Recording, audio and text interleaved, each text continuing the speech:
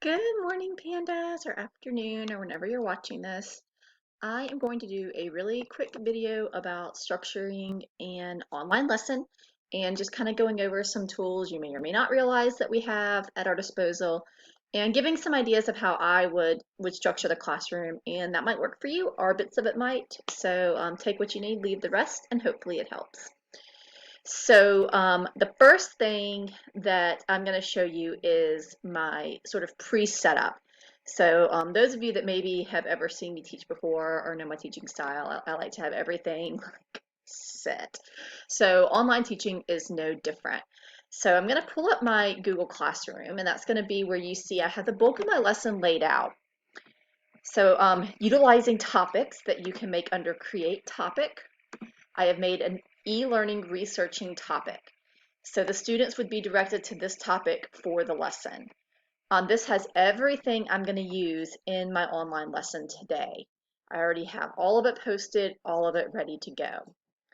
I also have pinned at the top the videos that I'm going to have as an option for remediation, the practice I'm going to give on formative, and my slideshow that I'm going to present using Kami so that I can annotate it. So I'm going to, of course, get into my classroom first. I'm going to select the grid view, which if you have not installed that extension yet, please do so. This allows you to see all your students at once. I like the option to highlight speaker, and I like to include myself in the grid just so I can see what's going on. I also have all this pulled up on my phone. So if I was teaching a lesson, this would become really important because this is going to be how I can monitor who's coming into the classroom, who's here, who isn't, while the students are doing their bell work. So I'm going to get all of this set, get it pulled up on my phone, get everything pinned and ready at the top of my screen, and then I'm going to go ahead and present now, right? So this will probably be like 3-5 minutes before the lesson starts. I'm going to present now my entire screen. Oh, that's lovely. I'm going to share, and I'm going to pull up my notes. So this is what the students are going to see when they get into the classroom now. So they're going to come in, they're going to see welcome, they're going to see the materials they're going to need for this lesson, and then they're going to see their first assignment, which is to answer these 2 questions, and I put that question on Google Classroom. So they'll head over to Google Classroom to answer that. So I'd probably leave this up for a few minutes. I would use my phone to see students that are entering the classroom, sort of take a mental attendance, just like you do with regular bell work. And after I think enough time has lapsed, I might go over and check in on the Google Classroom, see how the answers are coming. I can do that from my phone. Oh yeah, a lot of people are answering. This is great. These are some really great answers. All right, then I'm going to pop back over to my meeting. I'm going to stop sharing. And I'll welcome the students. Hey guys, welcome to the lesson. Um, we'll be learning about researching today, whatever you want to say. I'll probably present again and go back over my expectations. So it's going to be a lot of presenting. All right, guys, we're going to go over the expectations for the lesson. So just remember, listen with eyes and ears. Don't interrupt. Use your X and spirit fingers to raise your hand so I see you. Save questions till the end. Keep your mic off. Keep this meet window open and pinned so that you can hear me. Be patient and be on the team.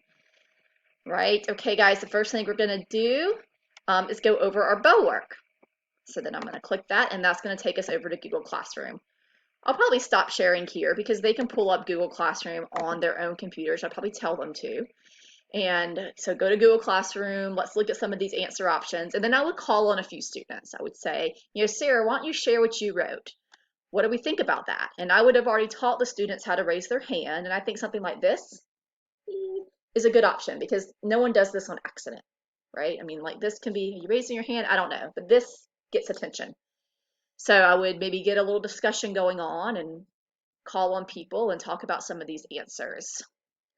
All right, when that was done, I'd go back to my present and pull back up my slideshow.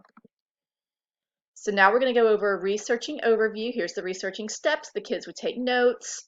I would pop back and forth between presentation and me talking just to get some questions, check for understanding. When I was done, obviously I would stop sharing and then I would do a check for understanding. All right, guys, 0, I am totally lost. I don't know how to start researching. 5, I feel like a pro already. I don't need any more help. Show me how you feel.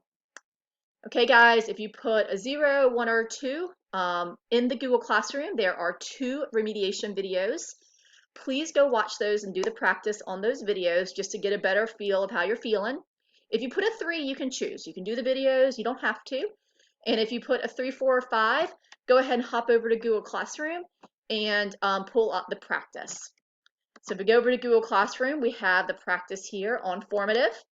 I included the code for them to join so they can join it. So how that looks for them is when they go to it, you can do, well, it was there.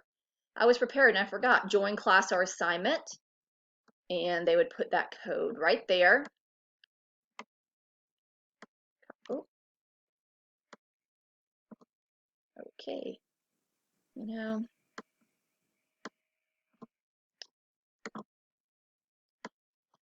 sometimes not everything works just right. Okay, we got this.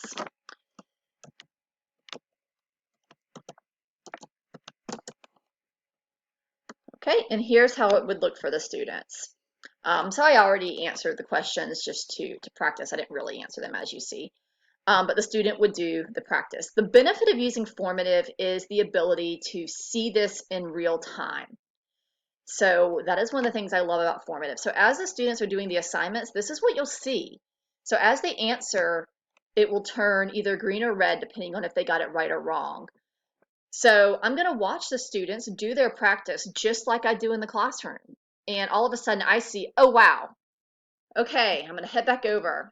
Hey guys, I need your attention real quick. I need Sally, Ben, Josh, and Samantha. I just emailed you guys a link. I need you to click on that link and meet me over there, right? Then I'm going to mute myself. This is really important because I'm going to hop over to another meet. And I'm going to join this meet now to do remediation with those students that were not doing well on the assignment. So all of a sudden, I have created a small group within my big lesson. So, I mean, feeling that hour seems hard, but now I have this group of kids and we're talking it out. We're getting a mini lesson. All right, great. You guys feel good. All right, go on back to your practice and let's see how you do. Right? And then I also have in the Google Classroom those 2 remediation videos on USA Test Prep. So these are remediations for students that didn't feel confident.